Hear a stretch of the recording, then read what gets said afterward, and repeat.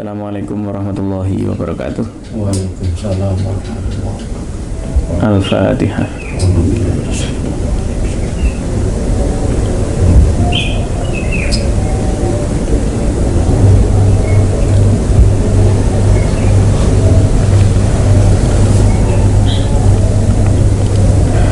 A'udzu billahi minasyaitonir rajim. Bismillahirrahmanirrahim.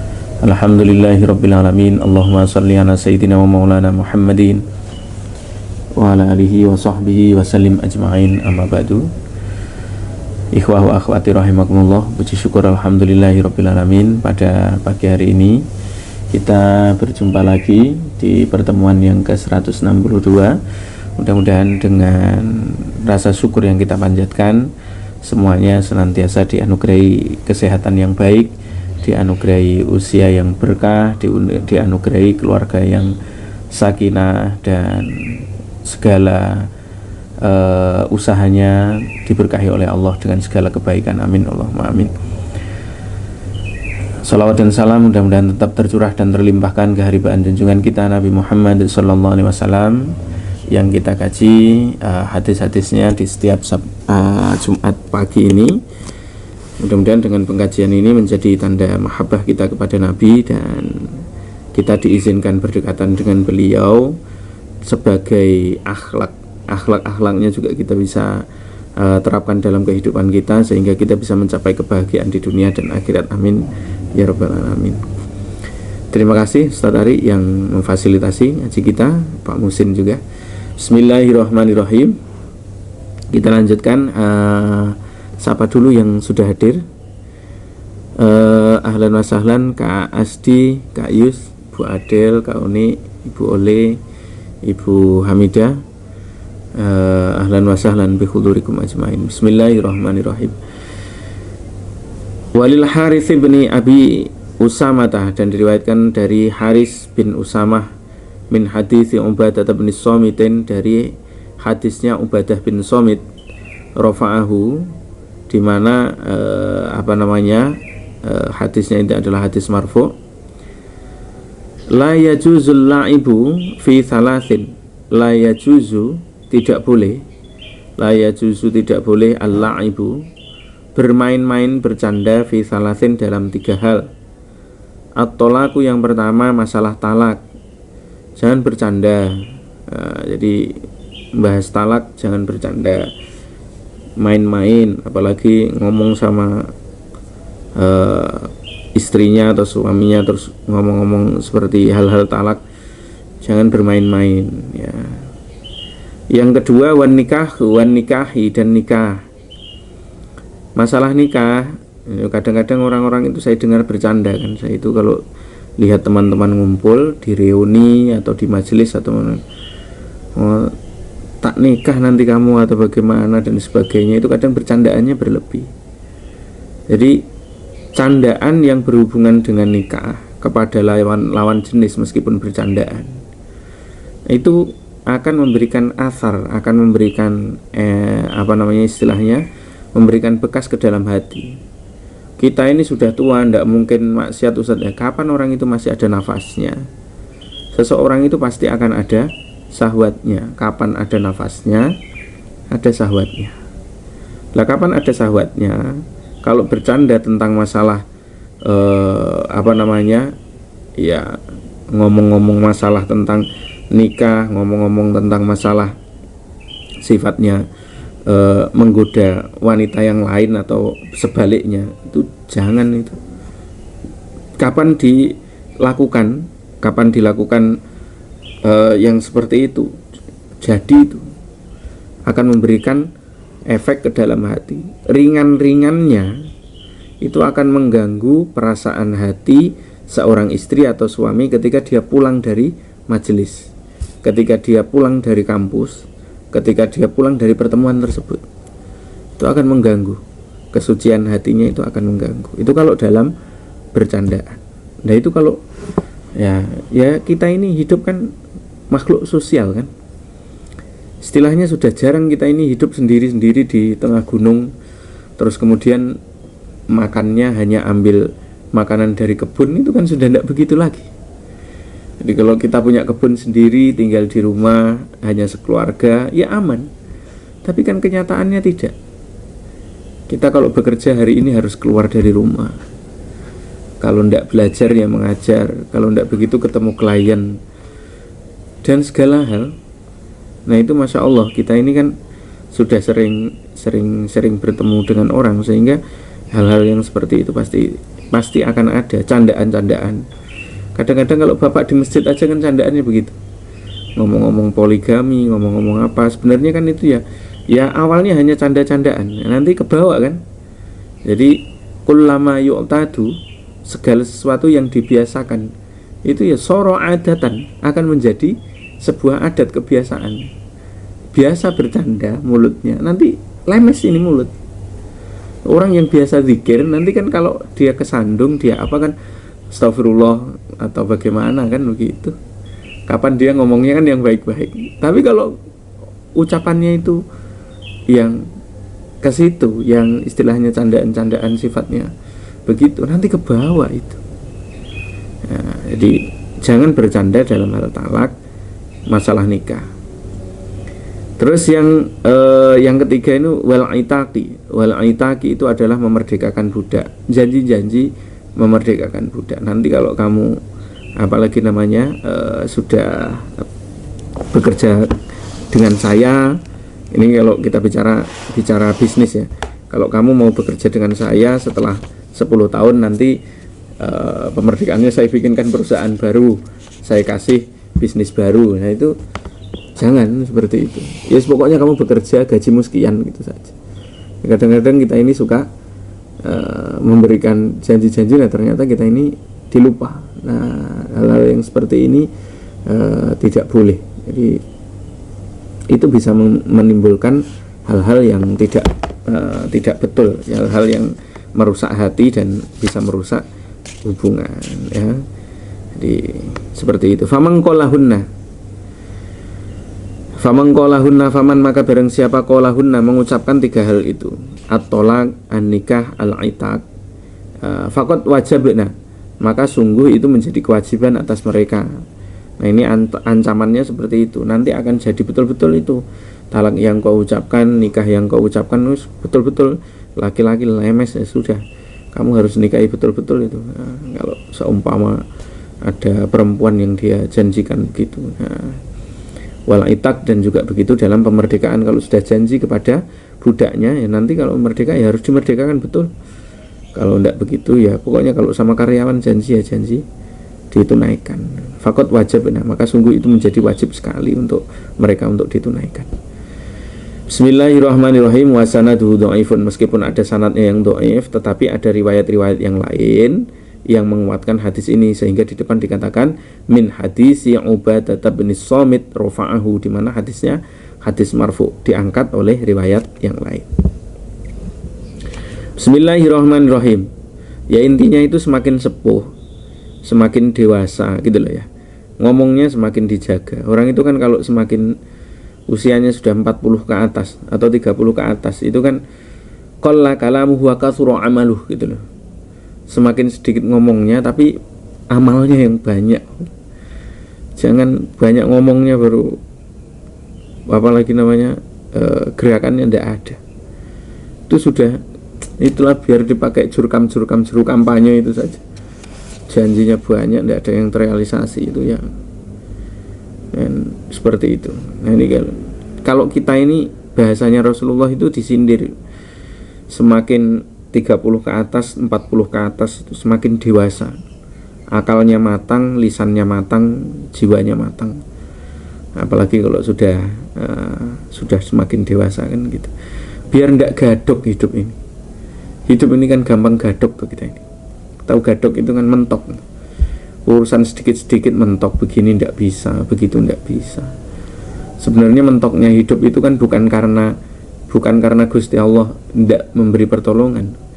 Mentoknya hidup itu karena kita tidak mau mendewasakan diri, melatih emosi, melatih pikiran, melatih lisan, dan melatih perilaku. Masih ingat kan? 4 khulafaur rasyidin. itu yang dua itu seusia dengan Rasulullah, hampir seusia dengan Rasulullah, yaitu Abu Bakar dan Utsman. Kalau Ali kan masih junior, Umar itu juga agak junior dibanding dengan Rasulullah. Tapi Abu Bakar dengan Utsman itu hampir seusia dengan Rasulullah. Abu Bakar dan Utsman itu sebelum Islam saja, sebelum datangnya Islam, sebelum memeluk agama Islam, itu mereka sudah dewasa, sudah bijak, sudah sukses, sudah terhormat. Makanya dikatakan kealiman seseorang atas dalil keilmuan, banyaknya hafalan Al-Quran, mengertinya tentang kitab-kitab yang seperti ini minimal, itu tidak bisa menjamin kedewasaan seseorang, bijaksananya seseorang, itu tidak bisa menjamin. Karena sesungguhnya yang bisa menjamin kedewasaan seseorang itu adalah latihan panjang dirinya, latihannya yang panjang dalam membentuk pribadinya, karakternya. Tidak hafal dalilnya tidak apa-apa, hafal 1-2, tapi diamalkan gitu ya. Terus diresapi, itu jauh lebih baik. Nah, terus kemudian kenapa anak-anak kecil itu diharuskan untuk menghafal? Kenapa anak-anak kecil itu diajari untuk biar dia cepat matang gitu loh. Yang cilaka itu kan umumnya. Jadi dia akan mengatakan seseorang yang boleh ngomong ini kan saya. Kalau saya ngomong bahwa seumpama hafalannya tidak banyak, itu tidak penting, asalkan dia memiliki akhlak yang baik, pengertian keilmuannya itu tidak banyak, tidak penting, yang penting dia bisa dewasa. Itu saya boleh ngomong, karena kenyataannya Allah menganugerahkan saya memiliki hafalan yang lebih, pemahaman yang lebih. Ya, berarti kalau saya ngomong itu tidak terlalu penting, itu berarti saya sudah di level itu. Yang salah itu umumnya adalah orang yang tidak punya hafalan banyak, orang yang tidak punya pemahaman yang lebih, terus kemudian ngomong hafalan itu tidak penting. Lah kamu kan belum hafal, kok berani-beraninya ngomong begitu? Jangan-jangan itu hanya pembelaan karena kamu lemah tidak menghafal saja, atau karena kelemahan hidup sehingga engkau mengucapkan hal itu. Nah, karena umumnya orang-orang itu kan, umumnya para sahabat, mereka dewasa setelah Islam. Contohnya Umar bin Khattab itu ketika masa jahiliyah, dia belum malaka nafsahu, dia belum bisa mengontrol dirinya. Barulah setelah masuk Islam, Umar bisa mengontrol dirinya. Dan mayoritas manusia itu lebih mirip Umar daripada mirip Abu Bakar dan Utsman. Kita terlahir ini kan, yang mirip dengan Abu Bakar dan Utsman istilahnya sudah akhlaknya baik sejak lahir, jarang. Umumnya itu kayak Ali atau Umar, nakal dulu kemudian tobat, atau seperti Ali yang kecil, sejak kecil dididik oleh Rasulullah sehingga dia menjadi pemuda yang solih. Umumnya kan kita begitu. Nah, ini dipahami betul-betul. Makanya kalau anak-anak kita, siswa-siswa kita, anak-anak mahasiswa dan sebagainya, anak-anak santri, mereka meskipun akhlaknya belum terbentuk sama sekali, terus kemudian mereka memiliki modal hafalan, itu jauh lebih baik. Saat dia dewasa nanti, dia baru angen-angen kan. Maksudnya manjada wajada itu apa ya? Maksudnya ahsanuhum khuluqan wa anfa'uhum linnas itu apa? Dia punya hafalan gitu. Kalau mereka tidak punya hafalan, mereka tidak punya pegangan hidup, bingung mereka. Tanya kepada ustadz yang satu dengan ustadz yang lain beda pendapat. Tanya kepada pakar satu dengan pakar yang lain, mereka tidak bertanggung jawab, kan hanya asal jawab. Nah, itu loh ya, bedanya sikap dewasa begitu. Makanya kedewasaan seseorang itu kan memperlakukan satu orang dengan orang yang lain itu berbeda, bukan berbeda tidak adil, tidak, tapi meletakkan sesuatu pada tempatnya, pada porsinya. Nah, ini ya. Jadi kata Rasulullah itu intinya seolah-olah adalah jagalah lisanmu, jagalah, ya termasuk lisan sekarang itu kan tulisan kan, macam-macam itu netizen kalau nulis di beranda apanya ya, Facebooknya kah, apa komentar apa semuanya, dijaga lisan, didewasakan, hatinya yang tentram, sehingga hidup ini powerful gitu loh. Bahasanya Rasulullah itu, kita itu hidup memiliki kekuatan yang lebih. Bismillahirrahmanirrahim. Wa an Abi Hurairah, dan diriwayatkan dari Abi Hurairah radhiyallahu anhu, anin Nabi, dari Nabi sallallahu alaihi wasallam, qala innallaha ta'ala, inna sesungguhnya Allah Ta'ala tajawaza mengampuni an ummati, dari umatku, ma haddatsat bihi, ma terhadap segala hal, haddatsat bihi yang terjadi padanya, anfusaha, ya, yang terjadi padanya atau yang terbersit dalam hatinya, yang terbersit anfusaha di dalam hatinya, malam takmal, selama dia tidak melakukan apa yang terbersit keburukan dalam hatinya tadi, au takal lama, atau dia mengucapkannya. Ya, kita ini memiliki niat buruk ya sudah pasti, karena Allah berfirman kan dalam Al-Quran, fa'alhamaha fujuroha wa taqwaha. Seseorang itu secara otomatis pasti memiliki angan-angan baik dan angan-angan buruk, pasti, sudah sangat pasti sekali. Makanya dikatakan lau kushifal ghata baina zawjaini, seandainya dibuka itu hijabnya perempuan di hadapan laki-lakinya dengan segala yang dia pikirkan, yang segala dia lakukan di belakang suaminya, yang dia lakukan masa lalunya ketika dia masih lajang, itu apa nama istilahnya, lafarro minhu ahadun minhuma, pasti salah satu itu akan lari, tidak akan mau itu. Sehari itu kalau kita cek otak kita kepada pasangan hidup, kan ini bab tolak, berapa kali kita ini jengkel sama istri, atau sebaliknya kita jengkel sama suami, sehari itu berapa kali. Lau kushifal ghata, seandainya Allah itu buka itu, setiap orang bisa membaca akalnya orang masing-masing, bisa membaca hatinya masing-masing, selesai itu. Makanya berkahnya kita ini ditutup pengetahuannya. Makanya tidak usah kepo-kepo. Suami dibuka WA HP-nya, atau suami buka HP istrinya, ya kadang-kadang kan terus kemudian seuzon, ini kok apalagi namanya WA-nya begini atau komunikasinya begitu gitu kan. Kadang kejadian begitu kan.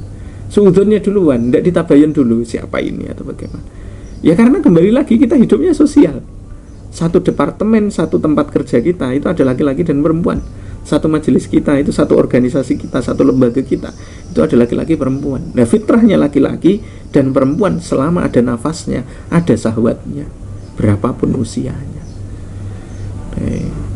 Hanya kan kita ini semakin yang bisa malaka nafsahu kan, bisa mengatur dirinya. Makanya apapun yang terbersit dalam hati itu oleh Allah masih diampuni. Niat buruk, niat maksiat sebesar apapun di dalam hati, selama tidak dilakukan dan selama tidak diucapkan, maka itu tidak ditulis sebagai dosa. Nah, gitu loh ya. Tapi kalau sudah diucapkan atau dilakukan, sudah, itu jatuh dosa.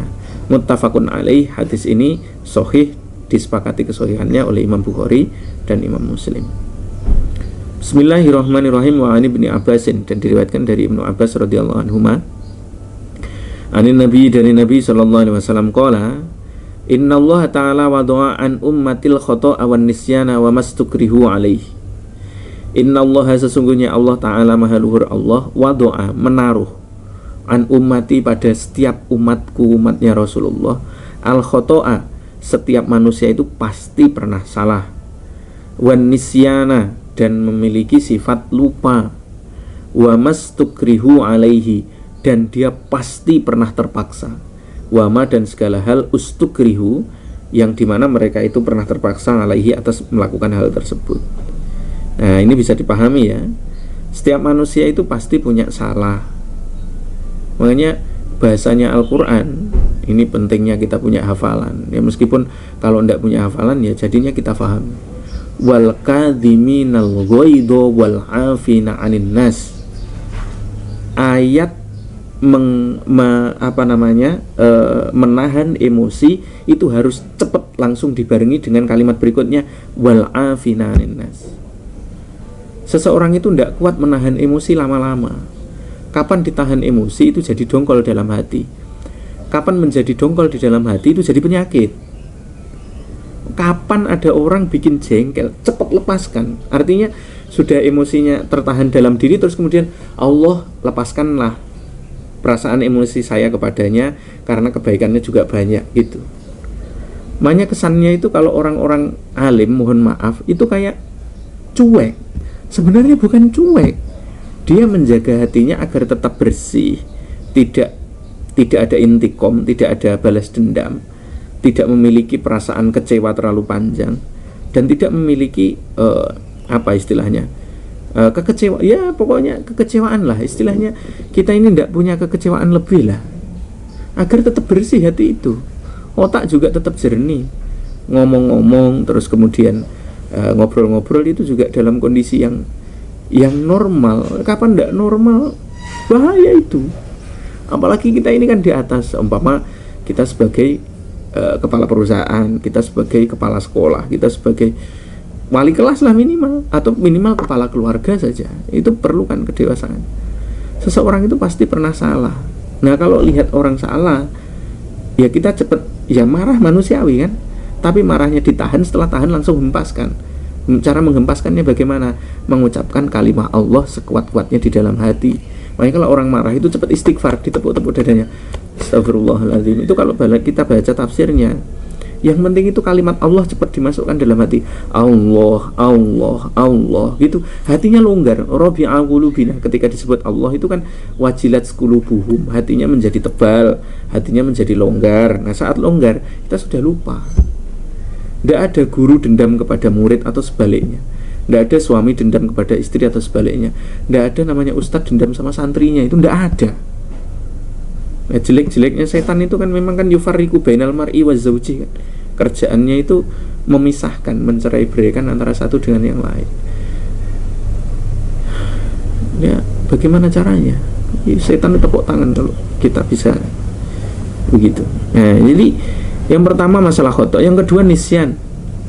Jadi kalau orang sudah salah, yang berikutnya adalah lupa. Lupa, kapan orang lupa? Pasti salah.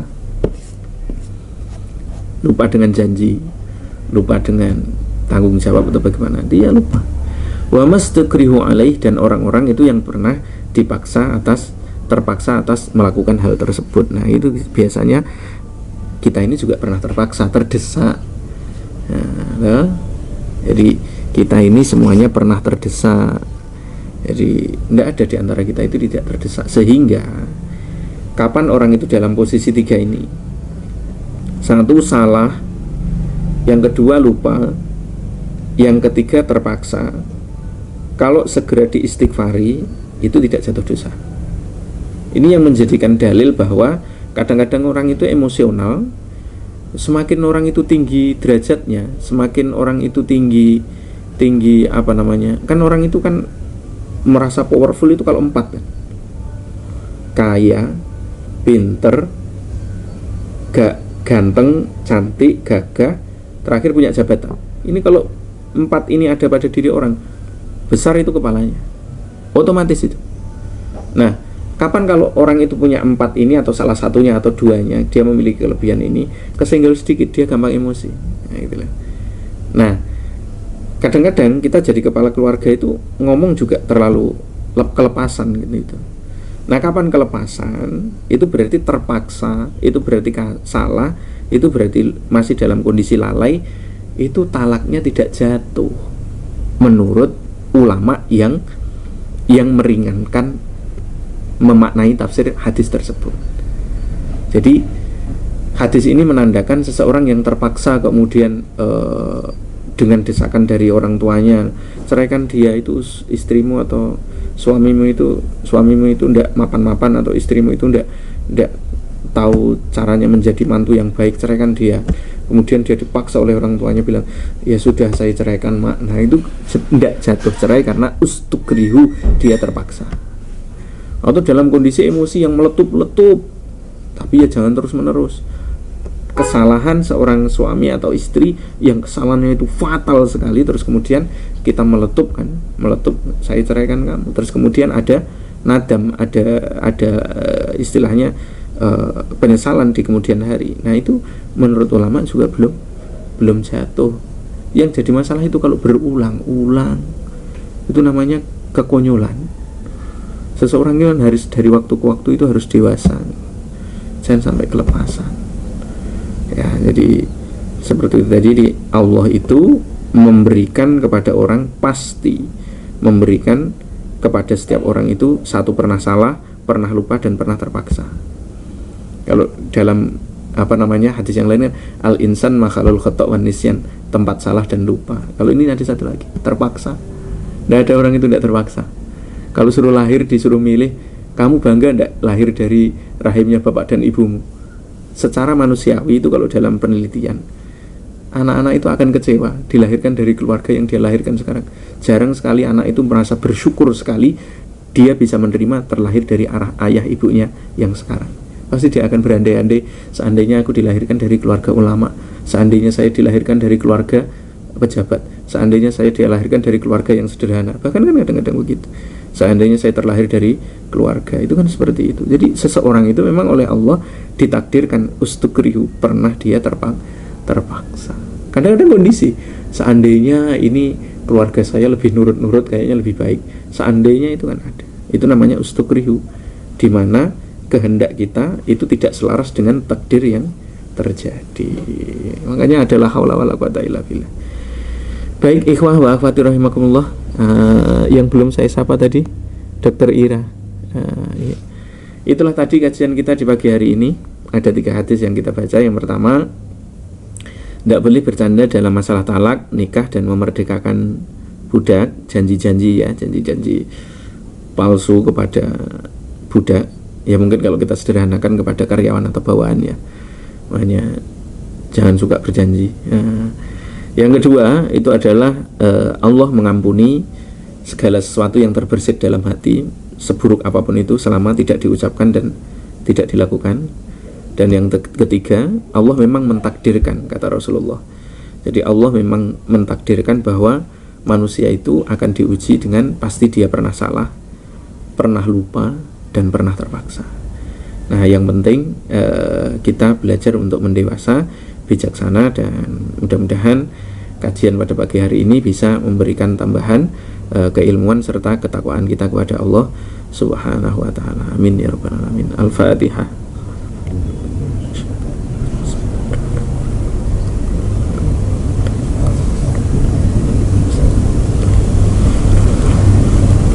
Subhanakallahumma wa bihamdika asyhadu an la ilaha illa anta astaghfiruka wa atubu ilaik. Wa lafu minkum.